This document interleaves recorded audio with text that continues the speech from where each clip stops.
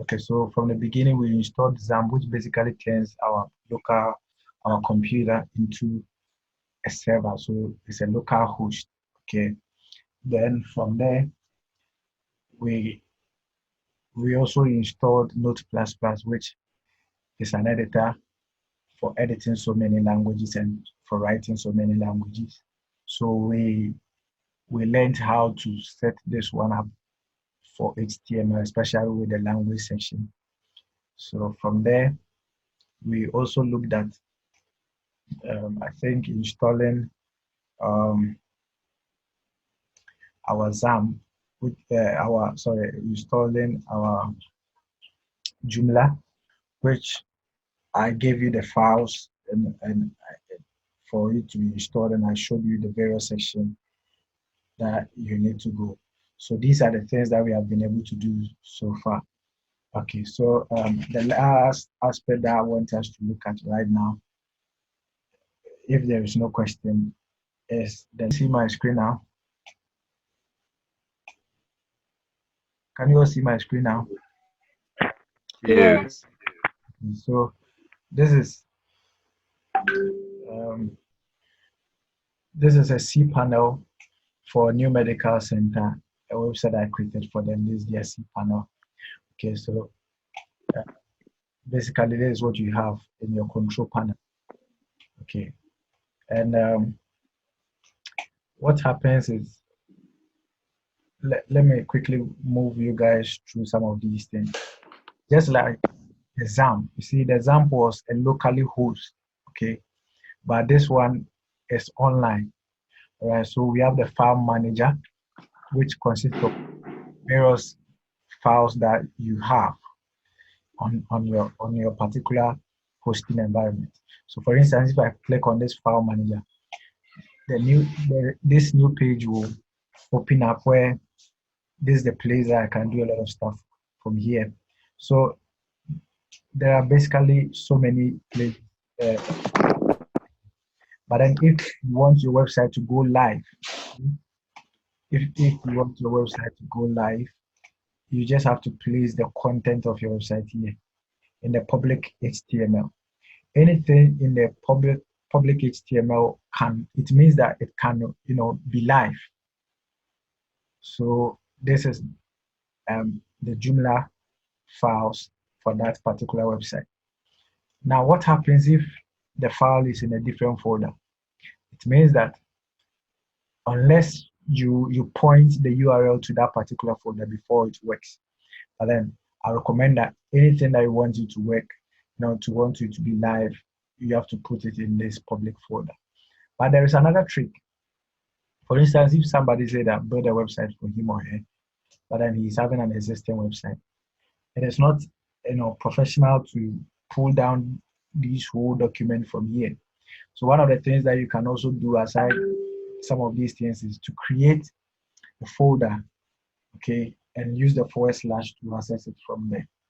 Okay, so we are not going to go much into that, but what is important is place all the files that you want to be online in the public HTML. That is very, very important. Okay, so let's go back. Now, another thing that all these things we are not going to talk about. Another thing I want to talk about is the FTP account. The FTP account. See, I think when we started, somebody asked a question about why is that we don't turn files in and I told you that I even have a client section. All right. Now we have ways and means that you can get your files on your server. One of the easiest ways by when I just clicked on File Manager by using the upload site. When I click on upload, this thing will come and I can easily select the files that I want to upload on my website. So for instance, if I want to upload abstract sales banner, this thing or this that, the moment I double click on it, it starts to load from here. Okay. Now when it is done, see, complete. Then I'll click here, go back to home. Now I have my abstract, whatever I just uploaded it from here. Okay. Another way of also getting my files here is by using the FileSelect client. So So the first one is just straightforward, but the FileZilla client, requires a little bit of technical way. So first of all, you need to get your host name, then your username and password, and all these things can be created right from all these things can be created right from here. So FTP account, okay. When I click on the FTP account, there's where, so there's it, which of course I don't have to let you see. So these are my FTP account. So you can create all these things. Then when you come to your FileZilla account, you can just put the right information in. All right. Now, another thing is that because this is something I've been doing, I've already have my files and everything intact. So when I click on connect, it will just ask me for the password. Then that is it. It will just connect me to that. So that's basically one of the ways to get your files across. So we are still exploring our control panel. Okay, so let's go back home. So that's the FTP section, which is very, very important. Now, another thing that I want to also talk about, is the that is the database section. Okay, now locally, because our computer was not connected to the internet, we were using the local host. So my local host, the localhost.8080. That's my local host, so the localhost.8080. And so locally we were using this, and we clicked on PHP My Admin, which of course we went through all of them, and we dealt with this inwardly. So this is where locally I can create my database and everything for my website or my web application. But then when it comes to the online cPanel, we have so many sections over, like, options that you can choose from. This one is purely like, unless you have basic understanding when it comes to database, you can just write the database, edit the name for it, the collection type. I just use collection or any other name, you can create it straight from here. But then because it is locally hosted, we assume that all the user is, the user is a root user. So all of them are using this. That is a root user. It's having privileges, grant, yes, privileges to all of them. You understand? So aside that, too, one of the things that you can also do is also use the wizard, okay, which is giving you step by step to be able to go through some of these things. So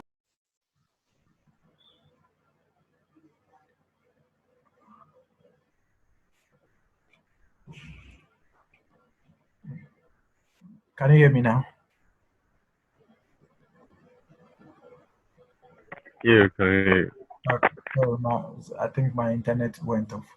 So that is the step by step using the MySQL database wizard. Okay.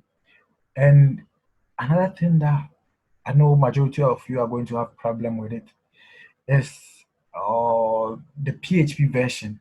Okay, the version of PHP, which of course sometimes I know you're going to have a lot of issue with it.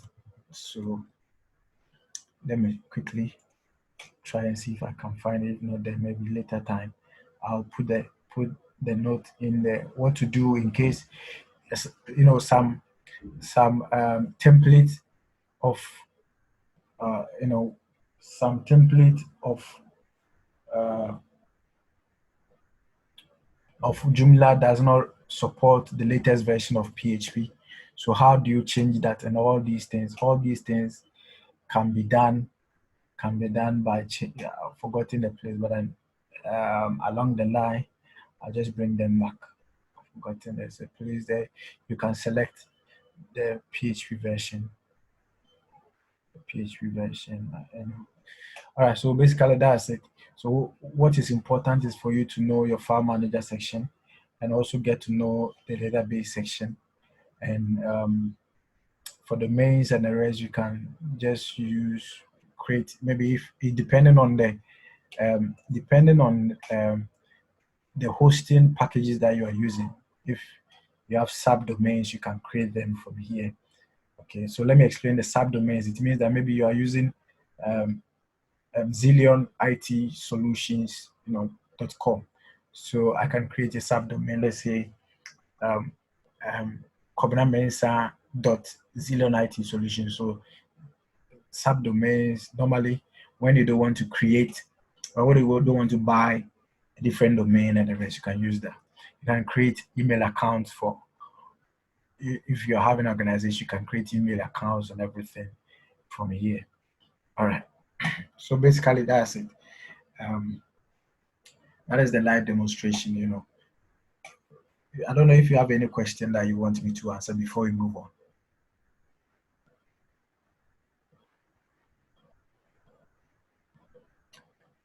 Please, any question?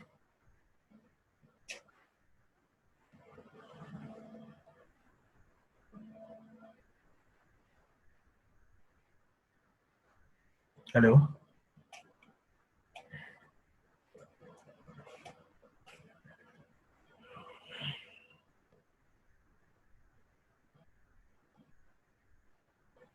Hello?